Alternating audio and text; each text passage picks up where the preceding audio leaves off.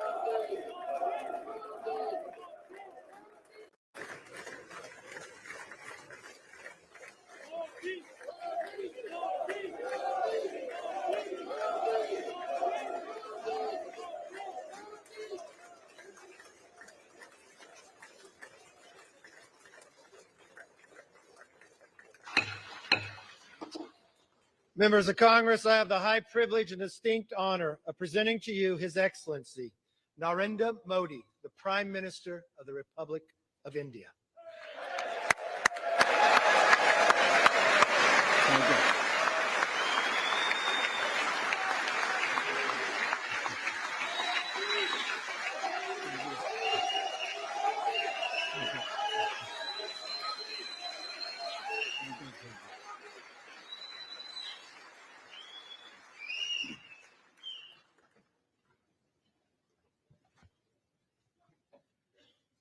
Mr. Speaker,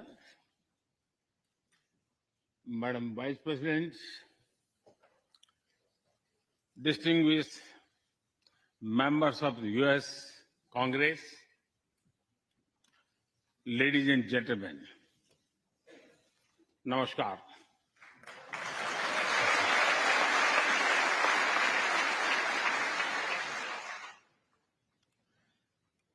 It is always a great honor to address the United States Congress.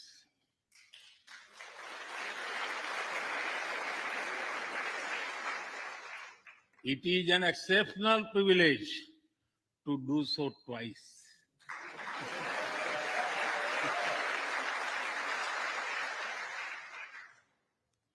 For this honor,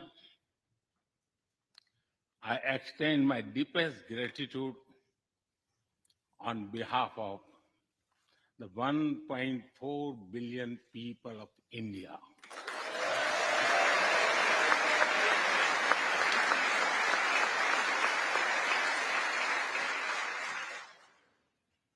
I see that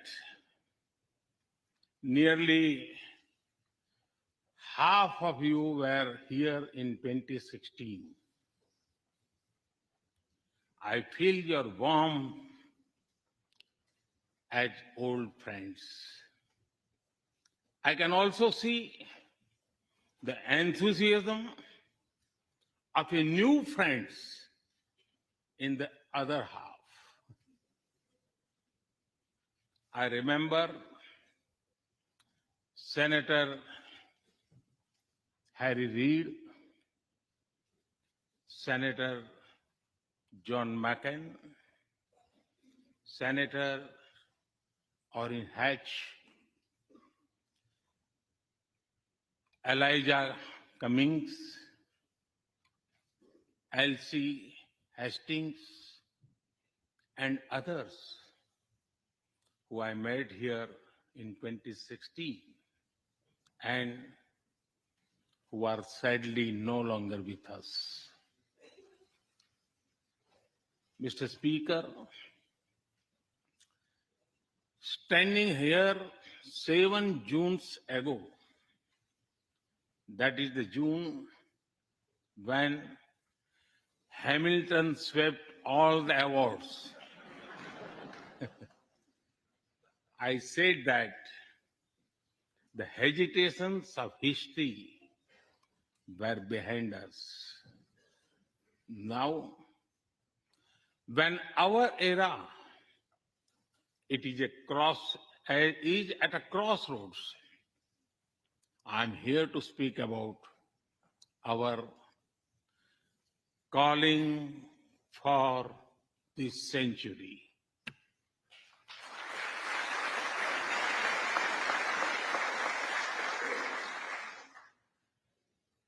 Through the long and widening road that we have traveled, we have met the test of friendship. A lot has changed since I came here 7 summers ago. But a lot has remained the same, like our commitment to deepen the friendship between India and the United States.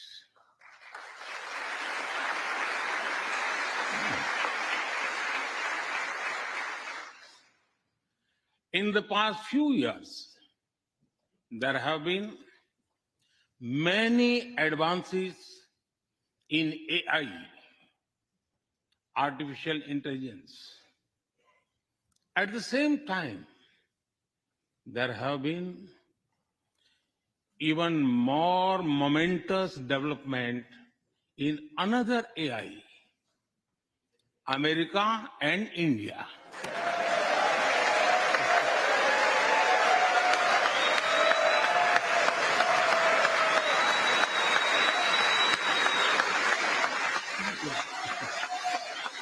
Thank you.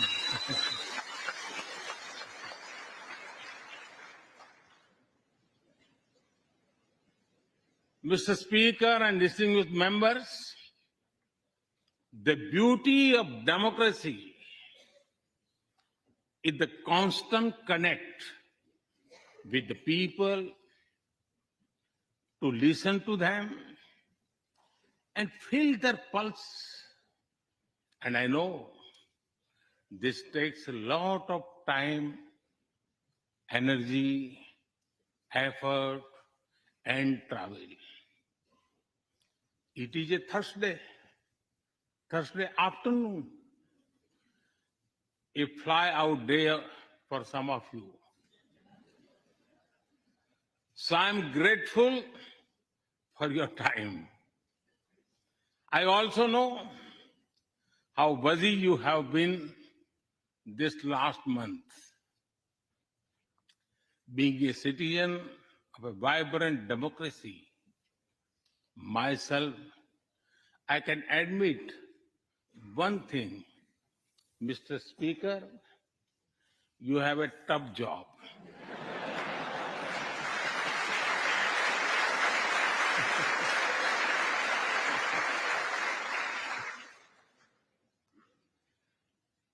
I I can relate to the battles of patience, persuasion, and policy.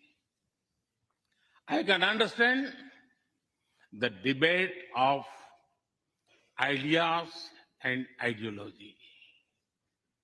But I'm delighted to see you come together today to celebrate the bond between world's two great democracies, India and the United States.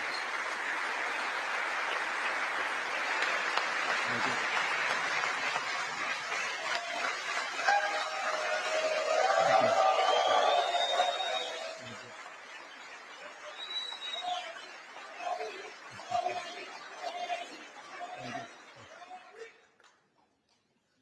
I'm happy to help out. I'm happy to help out whenever you need a strong bipartisan consensus.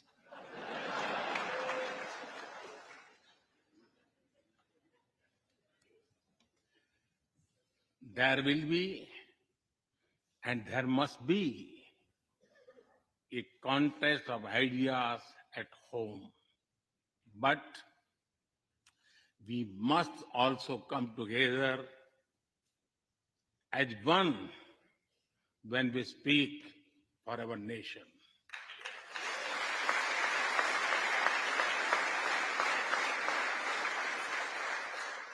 And you have shown that you can do it. Congratulations.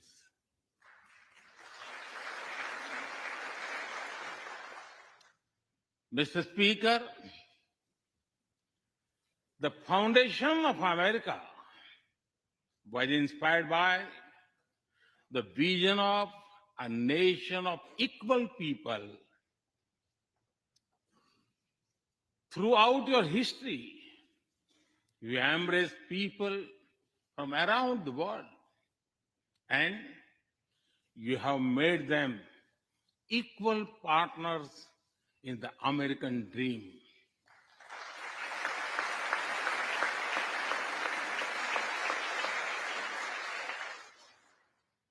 There are millions here who have roots in India.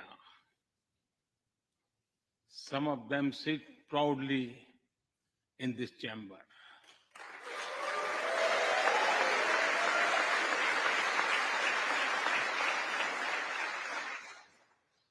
And there is one behind me who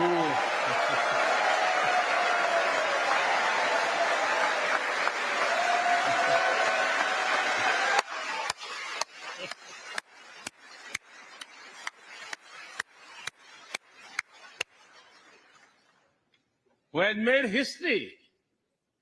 I'm told that the Samosa caucus is now the flavor of the house. I hope it grows and brings the full diversity of Indian cuisine here.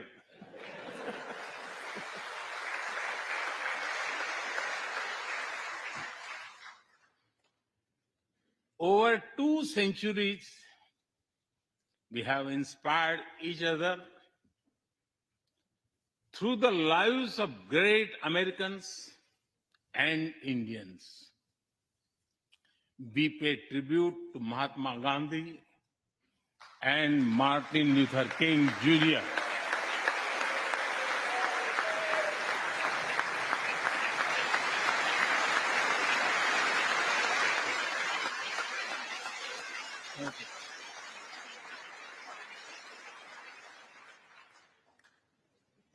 We also remember many others who work for liberty, equality, and justice. Today, I also wish to pay heartfelt tribute to one of them, Congressman John Lewis.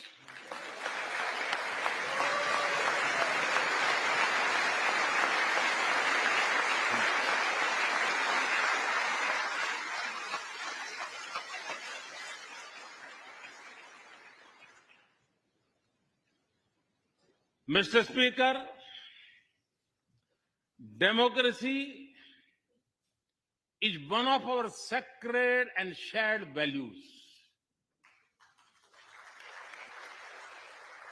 It has evolved over a long time and taken various forms of systems. Throughout history, however, one thing has been clear.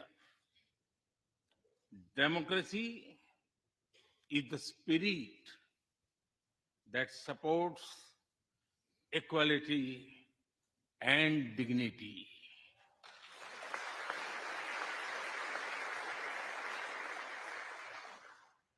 Democracy is the idea that welcomes debate and discourse. Democracy is the culture that gives wings to thought and expression. India is blessed to have such values from times immemorial. In the evolution of the democratic spirit, India is the mother of democracy.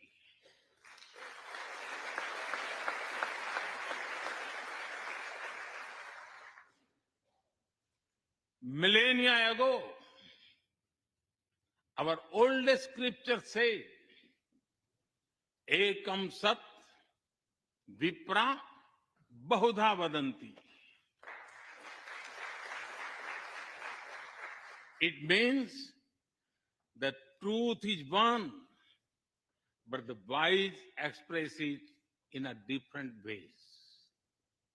Now, the US is the oldest and India the largest democracy. Our partnership augurs well for the future of democracy.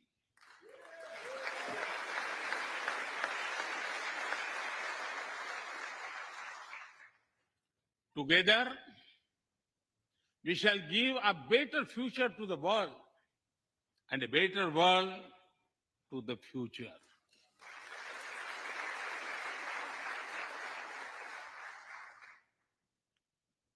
Mr. Speaker, last year, India celebrated 75 years of its independence.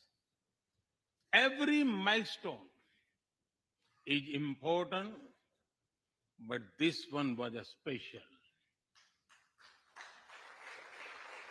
We celebrated a remarkable journey of over 75 years of freedom after 1,000 years of foreign rule in one form or another. This was not just a celebration of democracy, but also of diversity. Not just of constitution, but also of its spirit of a social empowerment.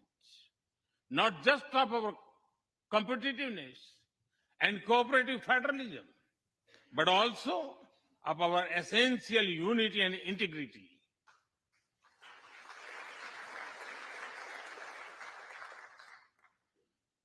We have over 2,500 political parties.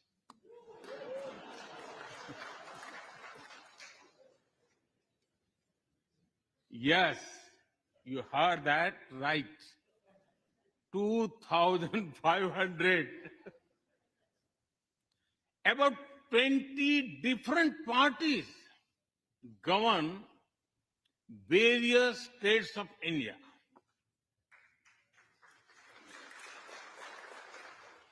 We have 22 official languages and thousands of dialects, and yet we speak in one voice.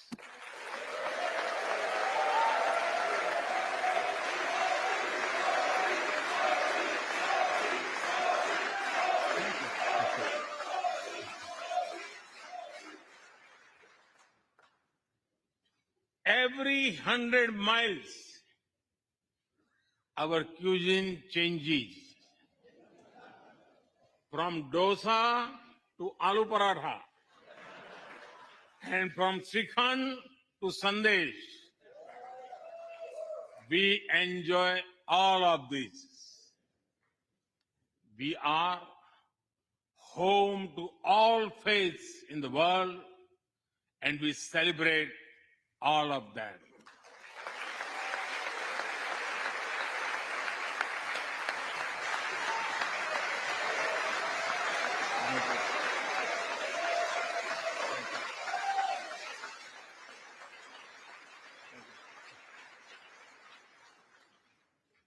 In India, diversity is a natural way of life. Today, the world wants to know more and more about India. I see that curiosity in this house too. We were honored to receive over 100 members of the US Congress in India over the last decade.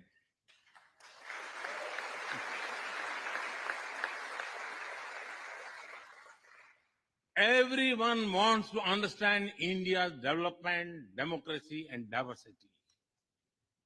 Everyone wants to know what India is doing right and how. Among close friends, I'm happy to share the same. Mr. Speaker, when I first visited the US as a Prime Minister, India was the 10th largest economy in the world. 10th. Today, India is the 5th largest economy.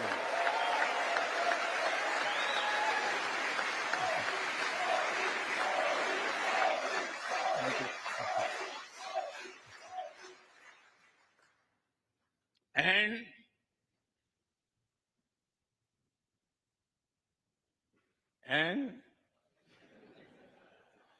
India will be the 3rd largest economy soon.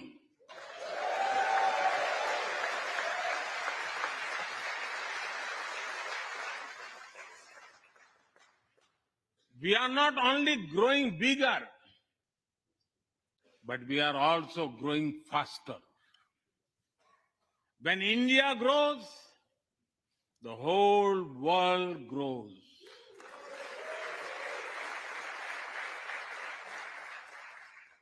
After all, we are 1/6 of the world's population. In the last century, when India won its freedom, it inspired many other countries to free themselves from colonial rule.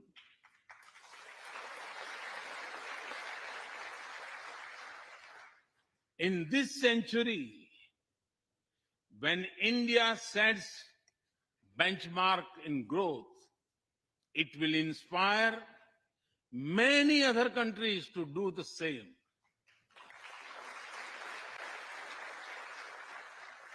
Our vision is सबका साथ, सबका विकास, सबका विश्वास, सबका प्रयास. It means together for everyone's growth, with everyone's trust and everyone's efforts. Let me share with you how this vision is translating into action with speed and scale. We are focusing on infrastructure development. We have given nearly 40 million homes to provide shelter to over 150 million people.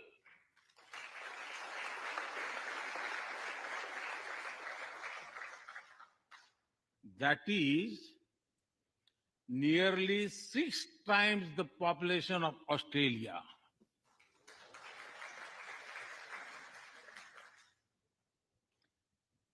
We run a national health insurance program that ensures free medical treatment for about 500 million people.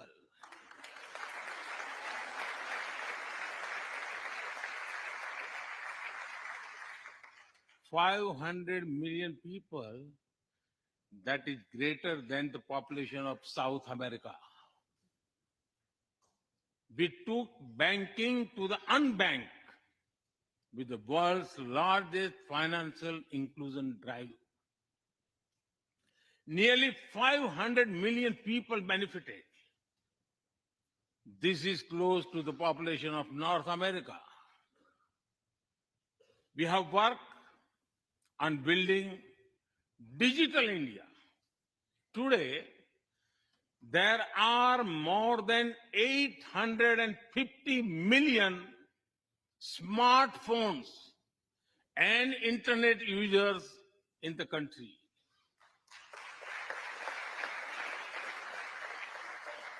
This is more than the population of Europe. We protected our people with 2.2 billion doses of made in India COVID vaccines.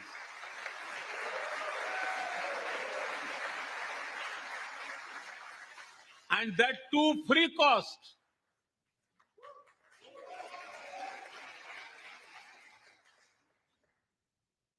I may be running out of continent soon, so I will stop here. Distinguished members, the Vedas are one of the world's oldest scriptures.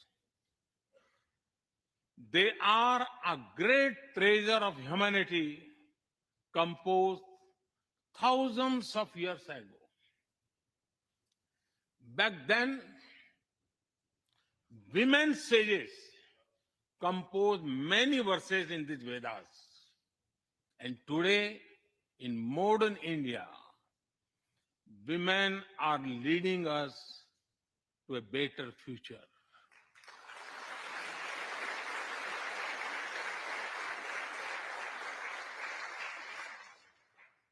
India's vision is not just of development which benefits women.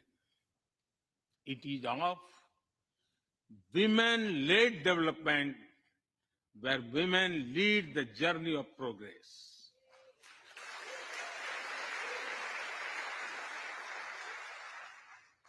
A woman has risen from a humble tribal background to be our head of states.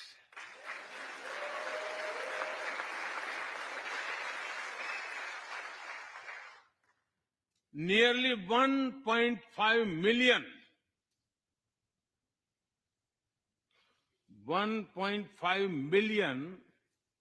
elected women lead us at various levels. And that is of local governments. Today, women serve our country in the Army, Navy, and Air Force. India also has the highest percentage of women airline pilots in the world.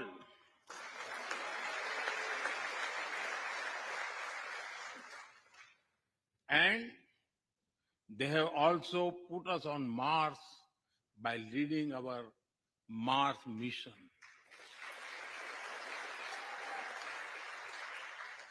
I believe that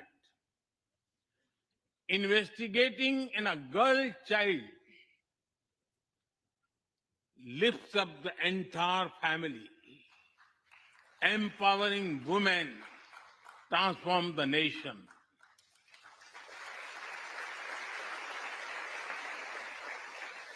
Mr. Speaker, India is an ancient nation with a youthful population.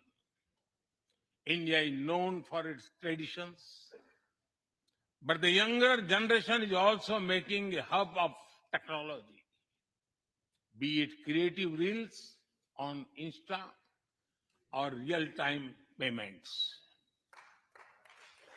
coding or quantum computing, machine learning or mobile apps, fintech or data science. The youth of India are a great example of how a society can embrace latest technology. In India, technology is not about innovation, but also about inclusion.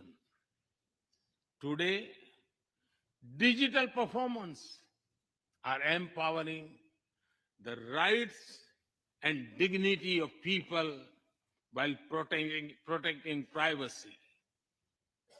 In the last 9 years, over 1 billion people got a unique digital biometric identity connected with their bank accounts and mobile phones. This digital public infrastructure helps us reach citizens within seconds with financial assistance.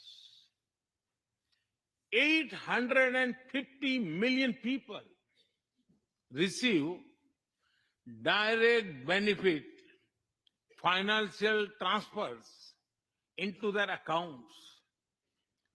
3 times a year, over 100 million farmers receive assistance in their bank accounts at the click of a button. The value of such transfer has crossed $320 billion.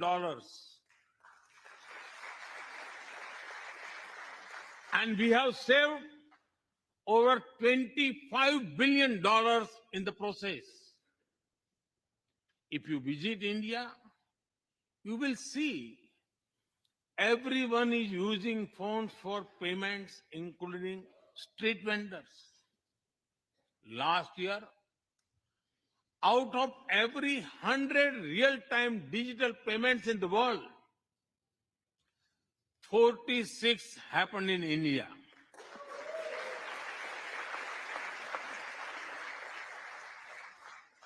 Nearly 400,000 miles of optical fiber cables, and cheap data have ushered in a revolution of opportunities. Farmers check weather updates. The elderly get social security payments. Students access scholarships. Doctors deliver telemedicine. Fishermen check fishing grounds, and small businesses get loans with just a tap on their phones.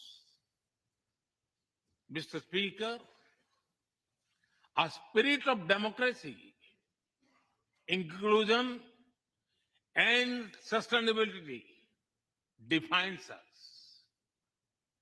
It also shapes our outlook to the world. India grows while being responsible about our planet. We believe, Mata Bhumihi Putro Aham Prithviya. This means the earth is our mother and we are her children. Indian culture deeply respects the environment and our planet.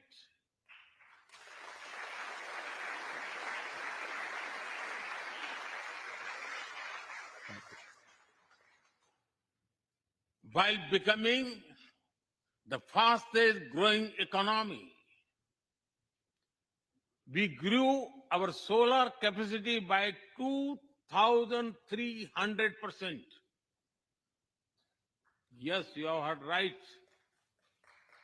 2,300%.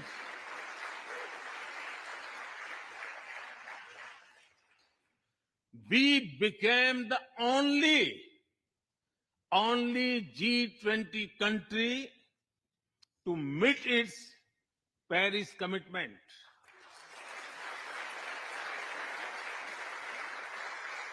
We made renewables account for over 40% of our energy sources 9 years ahead of the target of 2030.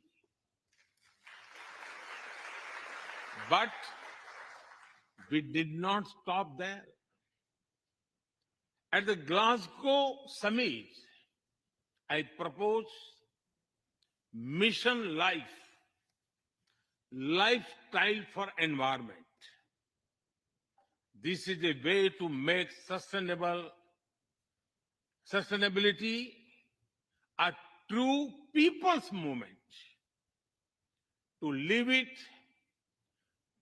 to be the job of governments alone. By being mindful in making choices, every individual can make a positive impact. Making sustainability a mass movement, we help the world reach the net zero target faster.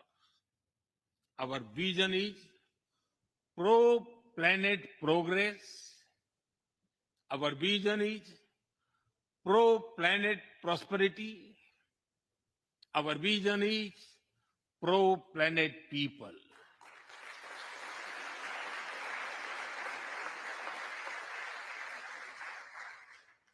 Mr. Speaker, we live by the motto of Vasudhaiv Kutumbakam, or the world is one family.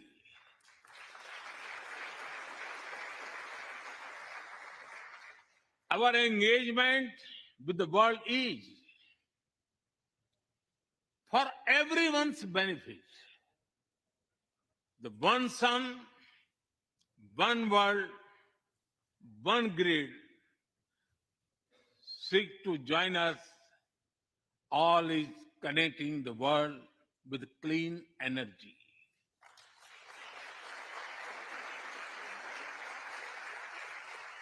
One Earth, One Health is a vision for global action to bring quality healthcare to everyone, including animals and plants.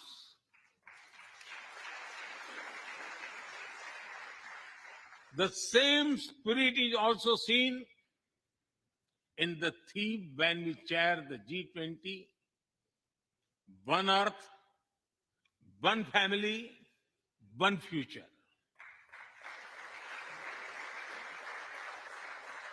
We advance the spirit of unity through yoga as well. Just yesterday, the whole world came together to celebrate the International Day of Yoga.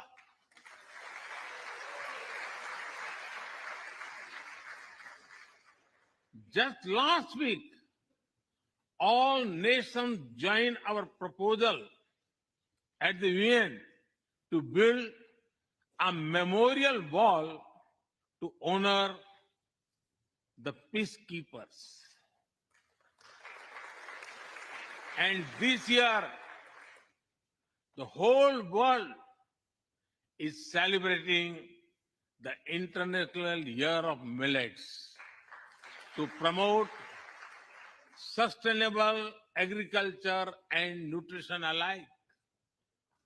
During COVID, we delivered vaccines and medicines to over 150 countries. We reach out to others, being disaster at first respondents, as we do for our own. We share our modest resources with those who need them the most. We build capabilities, not dependencies.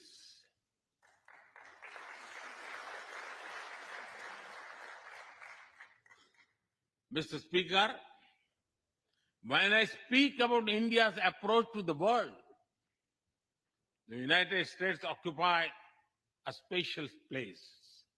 I know our relations are of great importance to all of you.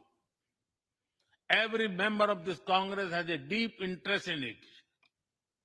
When defense and aerospace in India grow, industries in the state of Washington, Arizona, Georgia, Alabama, South Carolina, and Pennsylvania thrive.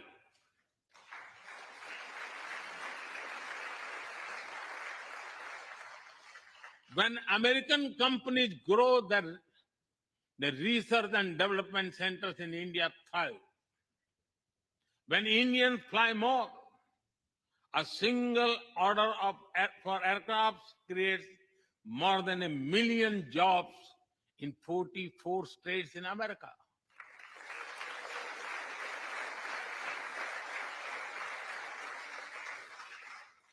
When an American phone makers invest in India, it creates an entire ecosystem of jobs and opportunities in both countries.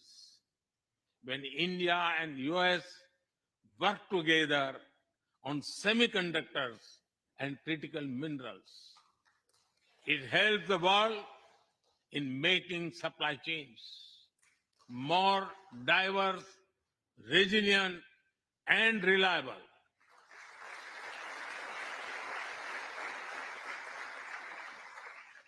Indeed, Mr. Speaker, we were strangers in defense cooperation at the turn of century. Now, the United States has become one of our most important defense partners.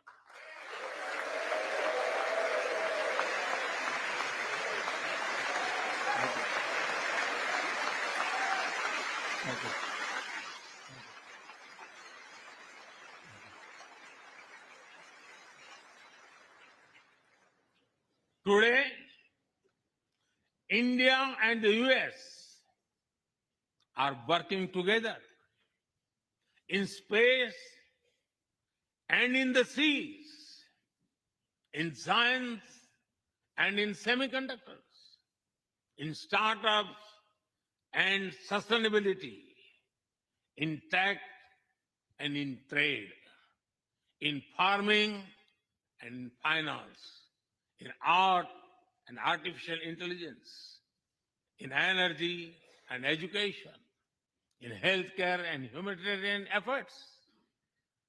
I can go on and go on, but to sum up it, I would say the scope of our cooperation is endless.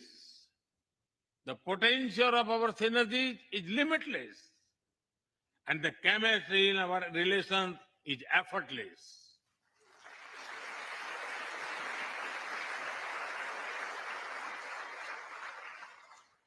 In all this, Indian Americans have played a big role.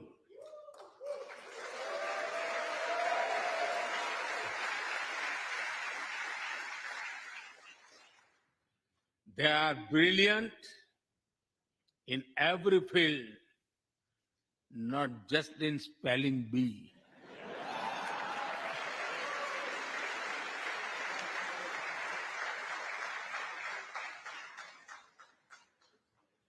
With their hearts and minds, talent and skills, and the love for America and India, they have connected us. They have unlocked doors. They have shown the potential of our partnership. Mr. Speaker, distinguished members, every Indian Prime Minister and American President of the past has taken our relationship further. But our generation has to honor of taking it to greater heights.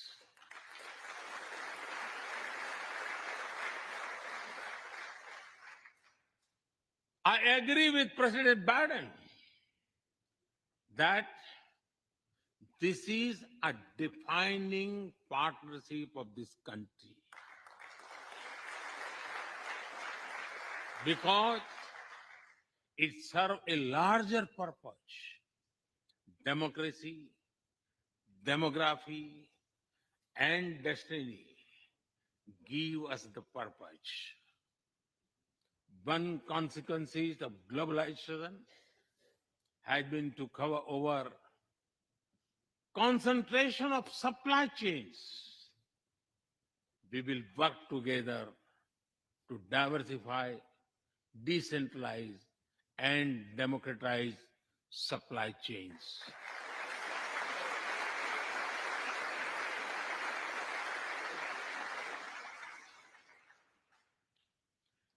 Technology will determine the security, prosperity, and leadership in the 21st century. That is why our two countries established a new initiative for critical and emerging technologies. Our knowledge partnership will serve humanity and seek solutions to the global challenges of climate change, hunger, and health. Mr. Speaker and distinguished members, the last few years have seen deeply disruptive developments. With the Ukraine conflict, war has returned to Europe. It is causing great pain in the region.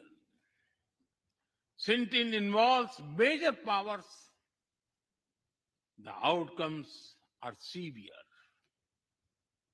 Countries of the global south have been particularly affected. The global order is based on the respect for the principle of the UN Charter, peaceful resolution of disputes, and respect for sovereignty and territorial integrity.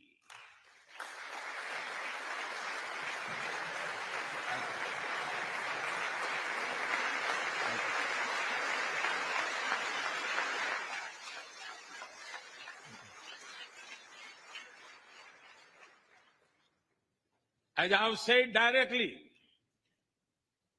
and publicly, this is not an era of war.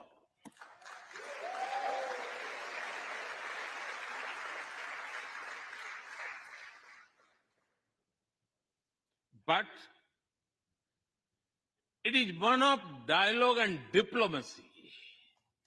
And we all must do what we can to stop the bloodshed and human suffering.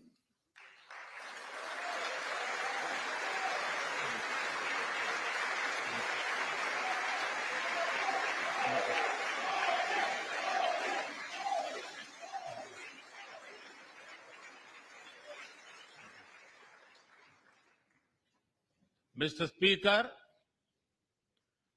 the dark clouds of coercion and confrontation are casting their shadow in the Indo-Pacific. The stability of the region has become one of the central concerns of our partnership. We share a vision of a free, open, and inclusive Indo-Pacific.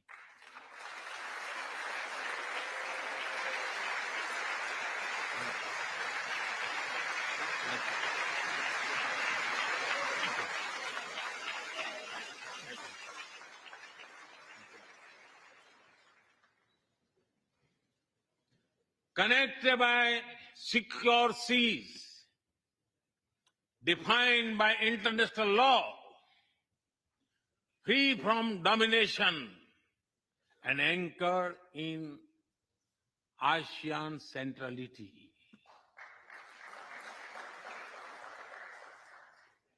A region where all nations, small and large, are free and fearless in their choices, where progress is not suffocated by an impossible burdens of debt.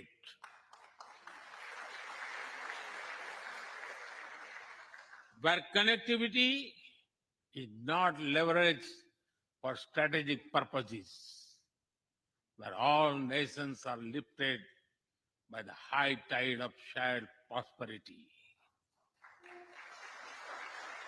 Our vision does not seek to contain or exclude, but to build a cooperative region of peace and prosperity. We work through regional institutions and with our partners from within the region and beyond. Of this, Quad has emerged as a major force of good for the region.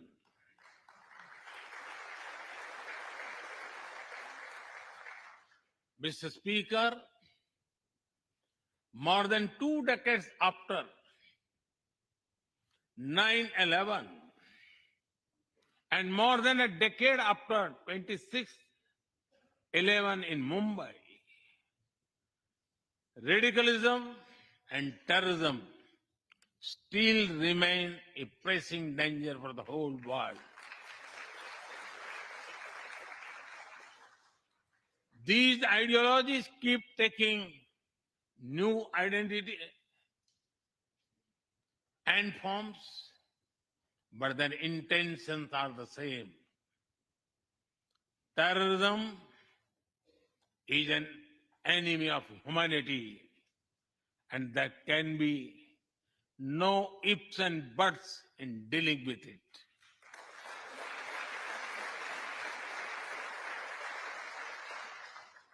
We must overcome all such forces sponsoring and exporting terror.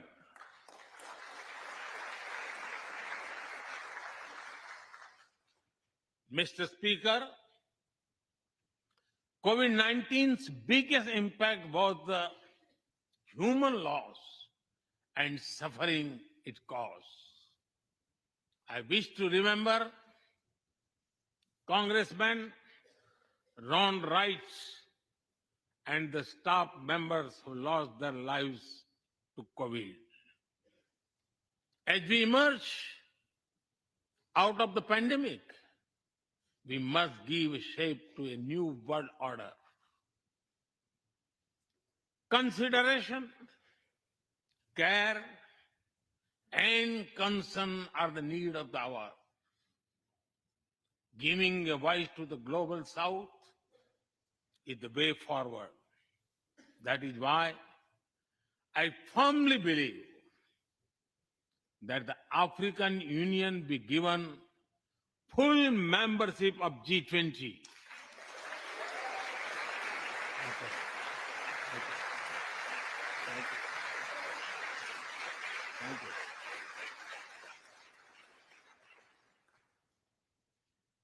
We must revive multilateralism and reform multilateral institutions. With better resources and representation that applies to all our global institutions of governance, especially the United Nations. When the world has changed, our institutions too must change, or risk getting replaced by a world of rivalries without rules. In working for a new world order based on international law, our two countries will be at the forefront as partners.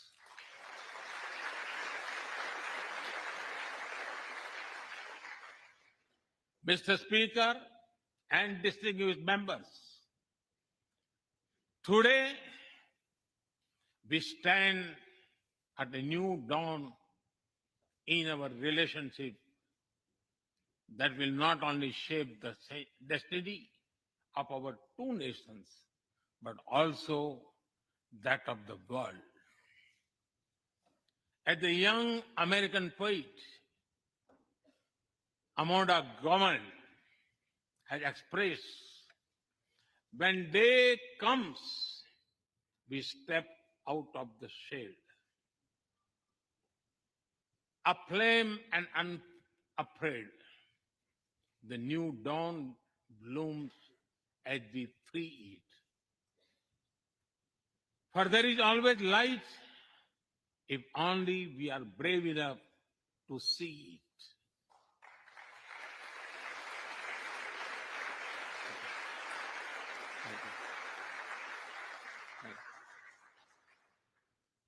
Our trusted partnership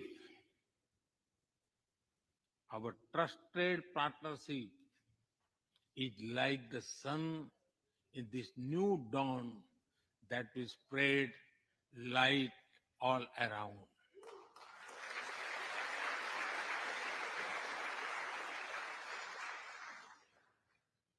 I'm reminded of a poem that I once wrote. आसमान में सिर उठाकर, आसमान में सिर उठाकर, घने बादलों को चीर कर, रोशनी का संकल्प ले, अभी तो सूरज उगा है.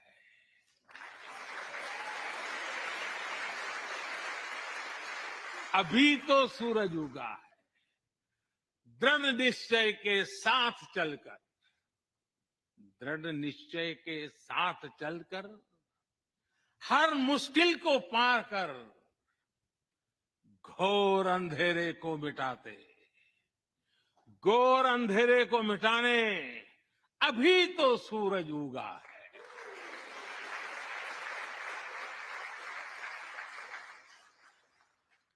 If I were to say it in English, it would be rising its head in the skies, piercing through the dense clouds with the promise of light. The sun has just risen, armed with a deep resolve, overcoming all the odds to dispel the forces of darkness. The sun had just risen.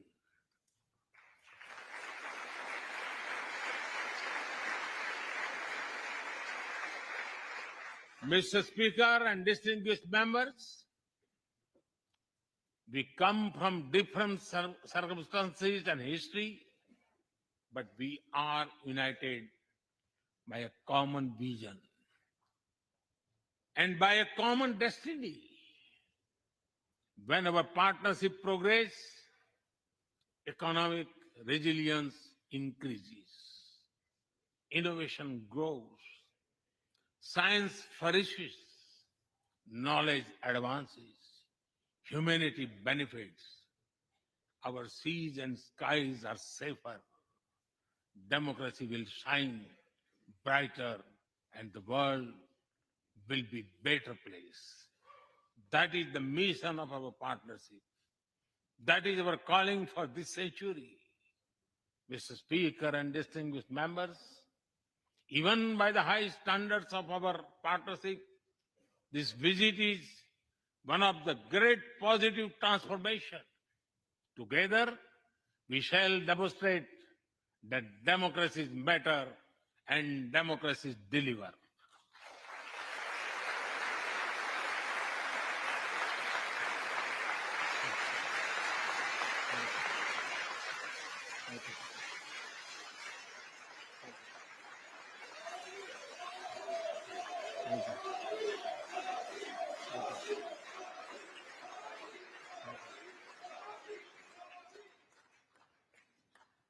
I count on your continued support to the India-US partnership.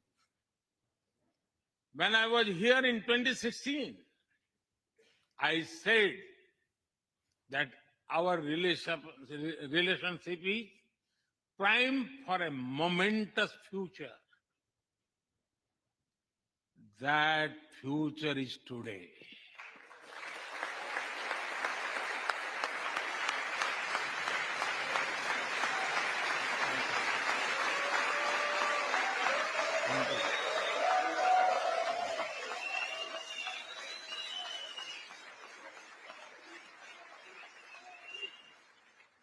Thank you once again, Mr. Speaker, Madam Vice President, and the distinguished members of this honor. God bless America. Jai Hind. Long live India-US friendship. Thank you.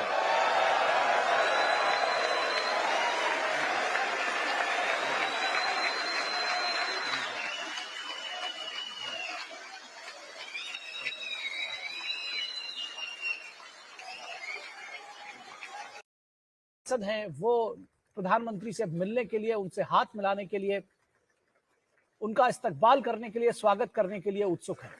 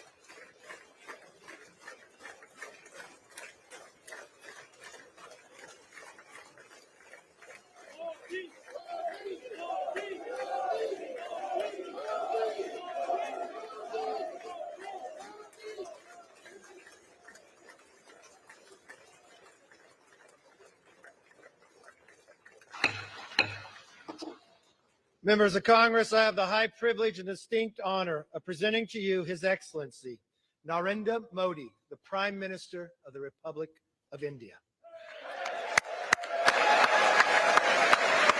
Thank you.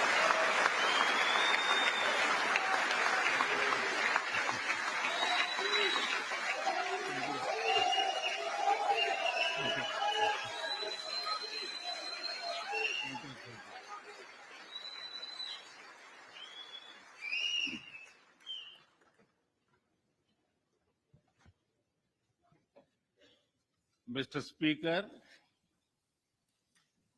Madam Vice President,